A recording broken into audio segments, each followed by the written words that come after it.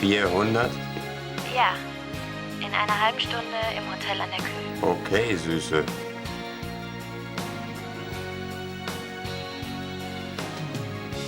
Und deshalb möchte ich von Ihnen wissen, wo Sie gestern Nachmittag gewesen sind. Ganz einfach. Gestern war ich den ganzen Tag mit Frau Kappler zusammen. Sag mal, kapierst du es eigentlich nicht? Wir zwei, wir sind fertig miteinander.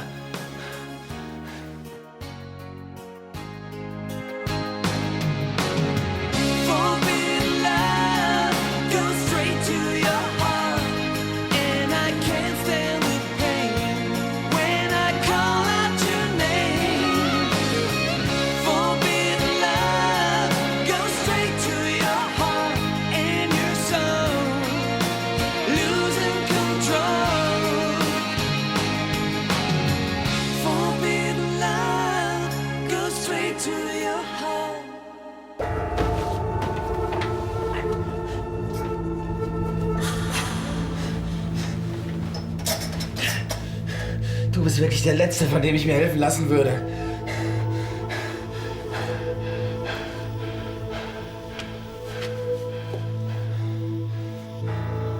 Wir haben beide Fehler gemacht, Leonhard. Ach, einen Fehler nennst du das? Ich habe das nicht gewollt. Das weißt du. Für das, was ich dir angetan habe, habe ich jetzt wohl mehr als bezahlt. Leonhard. Es kann sein, dass ich mein Leben lang dafür büßen muss. Aber scheiß drauf. Eins ist jedenfalls mal klar. Wir zwei, wir sind endlich quitt.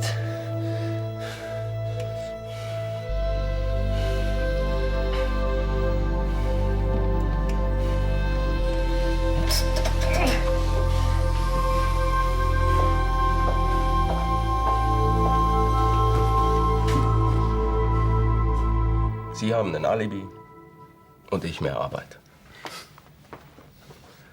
Natürlich nur, wenn Sie die Aussage von Herrn Mann bestätigen können. Ja, es stimmt, was Gregor, also ich meine, was Herr Mann sagt. Wir waren gestern mit seinem Helikopter unterwegs. Vielleicht schildern Sie uns einfach kurz diesen Tag. So aus Ihrer Sicht. Wir sind so gegen 2 gegangen. Ja, und dann haben wir mein Auto genommen, sind damit direkt zum Hangar gefahren, also zu Gregors Hubschrauber. Und dann waren wir so gegen 3:15 in der Luft. Ja. Und so gegen 3:30, wo waren Sie da? Wir hatten einen Picknickkorb dabei. Aber Sie wissen ja, der Pilot darf nichts essen, wenn er fliegt. Naja, und nachdem ich ihm die Schinkenbrote fast vor der Nase weggegessen hatte, ist Gregor ganz spontan auf einer Waldlichtung gelandet. Auf einer Waldlichtung? Ja. Also, allein beim Gedanken, in so ein Ding einzusteigen, wird mir ja schon übel. Zum Glück gibt es genug Kollegen, die sich um Hubschraubereinsätze reißen. Stimmt's, Schleicher? Wirklich? Ich liebe Fliegen. Red dich nicht raus. Du hast dich gerade mit einer Nutte verabredet. Nein, jetzt glaub mir, das war ein Kumpel. Ein Spaß. Das hörte sich aber überhaupt nicht spaßig an. Also gut, du hast recht, es war eine Nutte am Telefon. Aber die war für einen Kumpel. Weil der sich nicht getraut hat anzurufen? Erzähl mir bitte nicht so einen Scheiß! Du verstehst das völlig falsch. Es war nur eine Überraschung für ihn. Für seinen Junggesellenabschied. Hör auf. Warte bitte. Nico, ich will dich doch gar nicht anlügen. Nein, du willst mir nur besonders schon beibringen, dass ich dir nicht mehr reiche, du Arschloch! Es ist viel schlimmer, als du dir vorstellst. Das will ich mir überhaupt nicht vorstellen. Es war Jana. Ich habe mit ihr telefoniert. Was hat Jana jetzt damit zu tun? Sie geht anschaffen. Und werden wir über den Stand der Ermittlungen auf dem Laufenden gehalten? Uns sehen Sie eigentlich nicht wieder. Es sei denn, wir hätten einen weiterführenden Verdacht. Aber nachdem Herr Mann ein Alibi hat, am besten Sie lesen die Zeitung. Das werden wir. Also. Einen schönen Tag noch. Tschüss. Tschüss.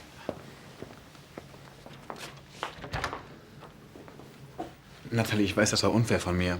Du hast darauf spekuliert, dass ich dich nicht hängen lasse. Wie konntest du das tun? Ich weiß, ich hätte dich nicht in diese Lage bringen dürfen, aber... Du nutzt unsere Freundschaft aus. Es tut mir leid, aber ich brauche dieses Alibi. Für den Überfall wurde mein Helikopter benutzt. Ich habe ihn mir angesehen. Vorgestern war er vollgetankt. Und diese kleine Tour mit Sonja, oder wie auch immer sie heißt, Hat nicht so viel Sprit verbraucht. Du meinst, man hat dich also reingelegt? Ja. Aber das gibt dir noch lange nicht das Recht, mich auch reinzulegen. Ach, und vergiss Cecile nicht. Vermutlich ist es das Beste, sie auch einfach so zu überrumpeln. Sonst sagt sie bestimmt die Wahrheit. Nämlich, dass ich gestern den ganzen Tag hier in der Wohnung war und nicht mit dir und irgendwelchen Schinkenbroten in der Luft. Mir wird nur schlecht, wenn ich schon ans Fliegen denke.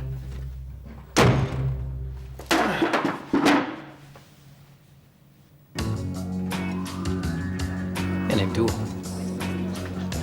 Ich will ja nicht, dass wir uns schon wieder verkrachen. Übrigens, Oliven sind ein prima Partysnack. Hast du schon deine nächste geplant? Naja, geplant schon, nur das Problem ist die Finanzierung. Was meinst du denn, wann mit der Kohle aus Tante Marthas Nachlass zu rechnen ist? Was habe ich dir gesagt? Gregor Mann hat ein Alibi. So viel zum Thema freies Wochenende. Komisch, dass die Gregor überhaupt verdickt haben. Was ist denn daran komisch? Er ist Ansgars bester Freund. Natürlich hat er den Geldtransporter der Landsteinbank überfallen. Er sitzt doch quasi an der Quelle und hat die Infos. Ansgars kriminelle Energie, die hat doch schon in der Kindheit auf Gregor abgefärbt. Ich könnte wetten, die haben schon als Rotzlöffel ihren ersten Überfall geplant. Süß. Vanessa, was ist denn daran süß?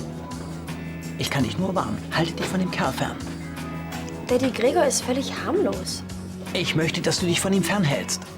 Zumindest so lange, bis die Ermittlungen abgeschlossen sind. Gregor hat ein Alibi. Du hast es selbst gehört. Er ist unschuldig.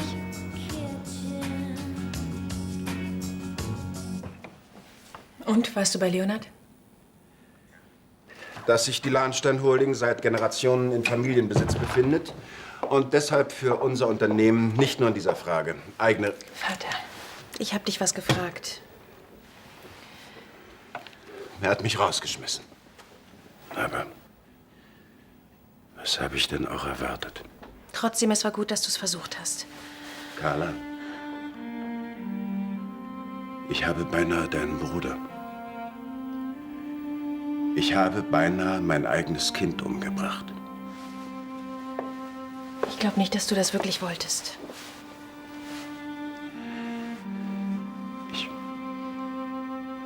Ich weiß es nicht mehr.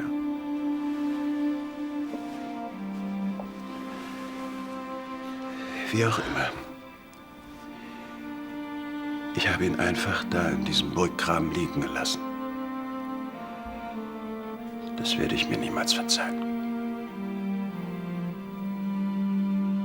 Wie soll ich denn damit nur weiterleben, Carla? Mein Gott, was ist nur aus mir geworden?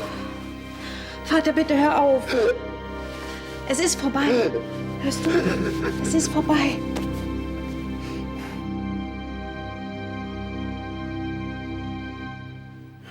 Ich verspreche Ihnen hoch und heilig, keine weiteren Gehversuche zu unternehmen. Und schon gar nicht vor der OP. Ärzte sind leider oft die schlechtesten Patienten. Ja, und vor allem die ungeduldigsten. Alles in Ordnung? Haben Sie ein Auge darauf, dass er im Bett bleibt. Auch wenn er das nicht will. Es muss sein. Danke. Ich habe dich schon vermisst. Ich habe dir eine Kriminalkomödie mitgebracht. Darüber kannst du lachen, sagt zumindest der Buchhändler. Dann sollte ich sie vielleicht Schwester Ingeborg vorlesen. Die müsste auch mal wieder lachen. Was ist denn los? Du hast doch was. Vater war hier. Ich wollte mir ein Glas Wasser nehmen und bin dabei aus dem Bett gefallen. Und auf einmal stand er da und wollte mir aufhelfen. Wollte er sich bei dir entschuldigen? Ja. Aber das interessiert mich nicht mehr. Ich werde ihm nicht verzeihen und er wird mir nicht verzeihen. Es wird also keine Versöhnung geben. Süßer 18, ich tröste dich, wenn du einsam bist.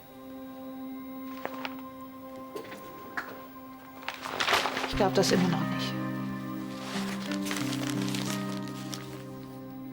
Es ist noch nicht so lange her, da habe ich ihren Zuhälter vom Hals geschafft. Wer weiß, was er mit ihr angestellt hätte. Und das ist Janas Nummer. Aber Jana ist meine Schwester, wie kann das denn sein? Na komm, wir holen deine Badehose. Wenigstens kann ich jetzt mal mit jemandem darüber reden.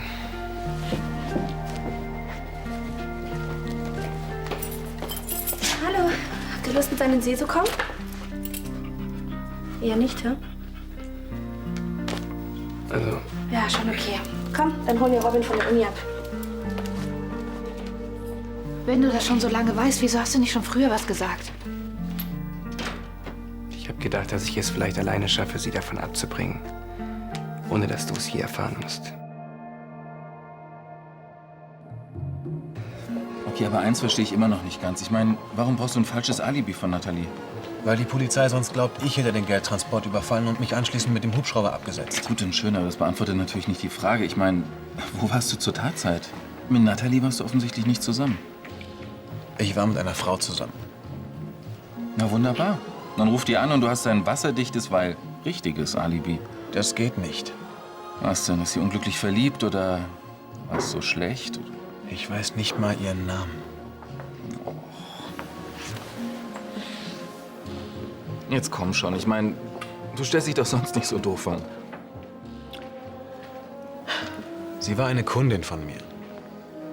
Moment mal. Sie war eine Kundin von dir und du hast nicht mal eine Adresse? Ich glaube, ich muss da mal was klarstellen. Ja. Ansgar, ich arbeite nebenbei als Callboy. Und diese Kundin... Ganz langsam. Callboy. Wie lange schon? Seit 1-2 Jahren, aber das tut nichts zur Sache. Jedenfalls hat mich diese Kundin über den Tisch gezogen. Sag mal, macht das eigentlich Spaß? Sie hat mich nur gebucht, damit ihre Komplizen mit dem Hubschrauber ihr Ding durchziehen können. Oh Gott. Das ist natürlich eine ganze Menge Holz auf einmal. Okay, eins muss ich wissen. Was? Hast du was mit dem Überfall zu tun? Nein. Okay. Wir sind Freunde, ich glaub dir. Am besten sagst du ihr erstmal nicht, dass du es weißt. Ich soll so tun, als wüsste ich nicht, dass sie anschaffen geht. Naja, seit sie weiß, dass ich es weiß, hat sie sich total zurückgezogen. Das ist übrigens auch der wahre Grund, warum ich dich nicht eingeweiht habe. Damit ich sie nicht zur Rede stelle. Da hätte ich aber große Lust zu. Ja klar, aber am Ende macht sie dann völlig dicht. Warte noch, bis sie es dir selbst sagt. Na, darauf kann ich lange warten. Worauf kannst du lange warten?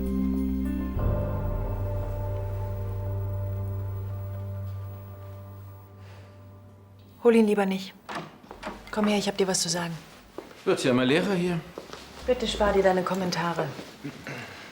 Ja, also, dass Johannes keinen Hunger hat, ist ja wohl klar.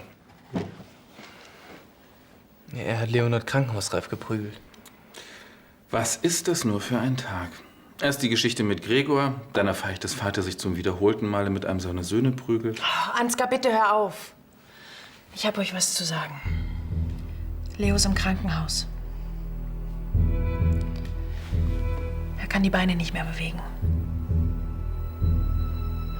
Er ist querschnittsgelähmt. Die Ärzte sagen, sie können ihn operieren, aber das ist nicht ungefährlich. Es ist schon tragisch.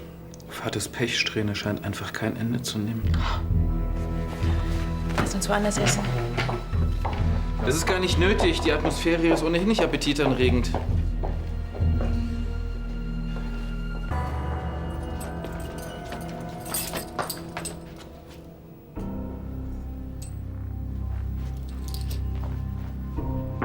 Silke?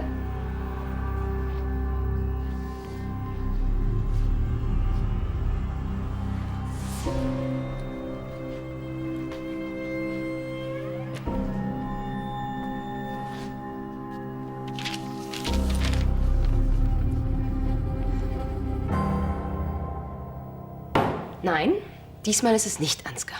Erstaunlicherweise gibt es auch noch andere Männer, die nerven. Aber dafür kann er die Melone nichts.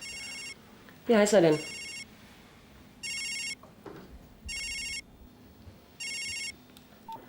War er das? Ach, vergiss es. Aber um nochmal auf Ansgar zurückzukommen. Der stand auf deine Knödel. Na, hier wird doch nicht etwa über mich geredet? Natürlich nicht. Frau Kepler, ich wollte Sie bitten, meine Taschen zu packen. Ich verreise heute noch. Selbstverständlich. Ich werde alles Nötige veranlassen. Und sowas Leckeres habe ich mir heute entgehen lassen. Na, du hast doch bestimmt kräftig reingehauen, oder? Fang du nicht auch noch an. Oh, schlechte Laune. Wegen Gregor? Sag mal, findest du es nicht ein bisschen unpassend, gerade jetzt zu verreisen, wo dein Bruder im Krankenhaus liegt? Ach komm schon. Ehrliche Anteilnahme nimmt mir doch ohnehin niemand ab. Und vermissen wird mich da auch keiner. Außer dir natürlich. Sieht ausgesprochen lecker aus. Probier mal. Ach, ich habe Gregor übrigens getroffen. Dachte ich's mir doch. Ja.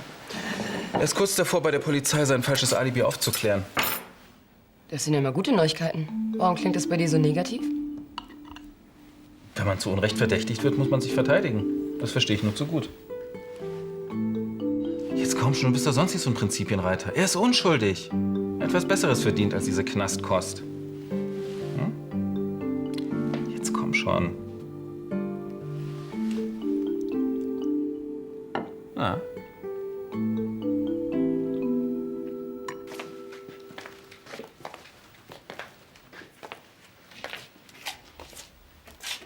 Ist was?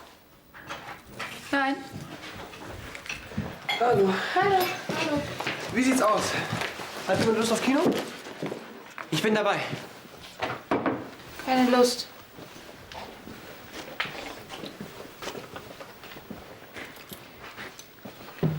Ich habe auch keine Lust. Wenn das so ist, bleibe ich dann doch lieber hier. Na, ihr seid mir mal eine Ansammlung von Schnarchnasen. Ja, dann gehen wir eben allein. Pepper bleibt bei euch. Ja.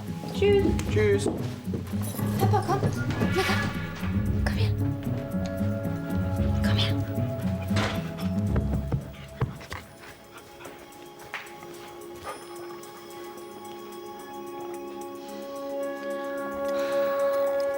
Okay, du weißt es. Andi hat dir gesagt, was ich so treibe.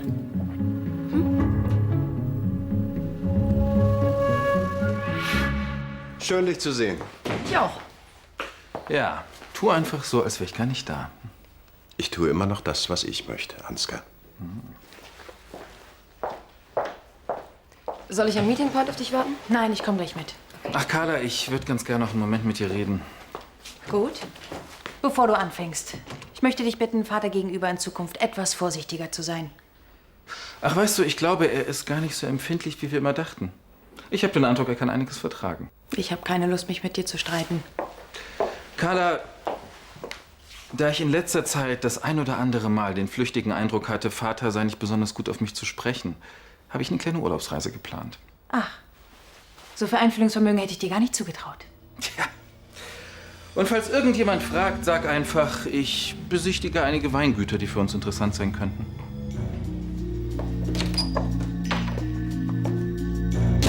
Ja, ich werde einfach etwas Sonne tanken und Kraft schöpfen.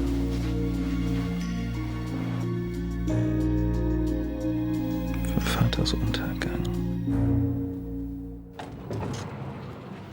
Hi. Hi, gut, dass du kommst. Die wollen mich gleich schon operieren. Jetzt schon? Ja, umso größer sind die Chancen, dass mein Rückenmark nicht dauerhaft verletzt bleibt. Hm. Du schaffst das. Na klar, zum Windelwechsel muss ich doch wieder fit sein. Und genau deshalb komme ich auch wieder auf die Beine. Ja. Was ist denn? Es ist... Hier.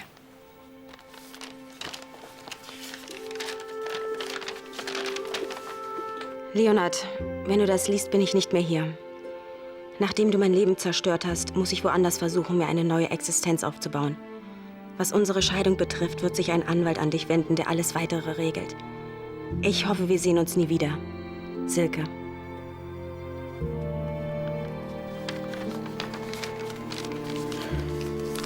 Sie wird sich bestimmt irgendwann neu verlieben. Und glücklich werden. Vielleicht hört sie sogar eines Tages auf, mich zu hassen. Meinst du, wir können das alles auch irgendwann vergessen? Na klar. Denn, weißt du, so absurd es auch klingt, der Unfall hat auch sein Gutes. Ich fühle mich zum ersten Mal seit Jahren Johannes gegenüber nicht schuldig. Und genau das ist unsere Chance. Silke und Johannes sind Vergangenheit. Es gibt jetzt nur noch uns beide. Uns drei. Ja, entschuldige. So, lieber Kollege, OP-Vorbereitung. Das Prozedere kennen Sie. Alles klar, danke.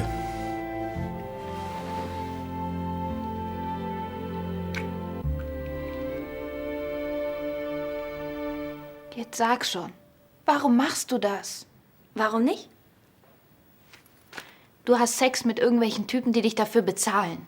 Das ist ekelhaft. Hör auf damit. Nico hat recht. Lasst mich in Ruhe. Mann, das ist gefährlich. Warum? Wegen AIDS? Hast du schon mal was von Kondomen gehört? Und was ist mit den Zuhältern? Was soll damit sein? Ach so. Wenn du ihr was erzählst, dann natürlich alles. Verräter. Hör auf, Andi anzumachen. Er hat sich Sorgen gemacht und ich mache mir auch Sorgen. Mir kommen gleich die Tränen. Hör auf mit dieser miesen Heuchelei. Dich interessiert es schon lange nicht mehr, was ich mache, also bleib dabei. Du hast recht. Wie dumm von mir. Natürlich kannst du mit deinem Leben machen, was du willst. Offensichtlich lässt du dich von mir auch nicht abhalten, es wegzuwerfen. Also, viel Spaß. Gut.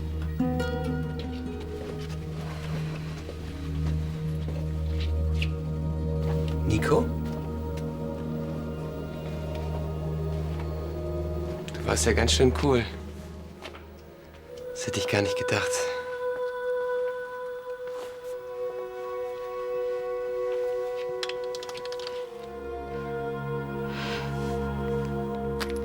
Es muss ihr doch beschissen gehen. Jana ist meine Schwester und ich bin an allem schuld.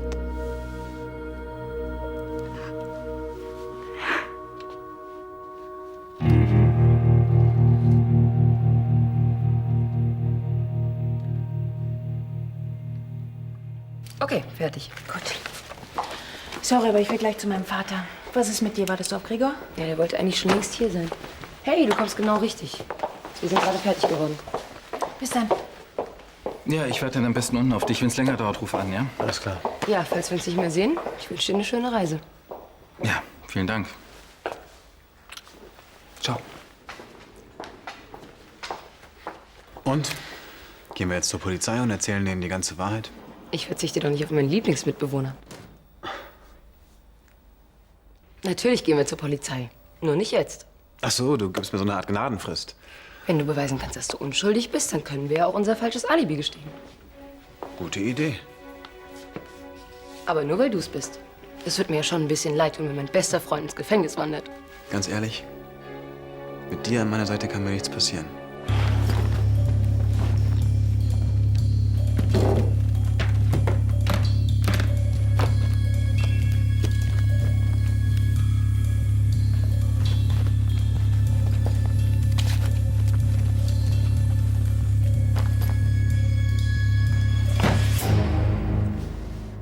Tja, Gregor. Kleines Dankeschön dafür, dass du für mich im Knast schmoren wirst.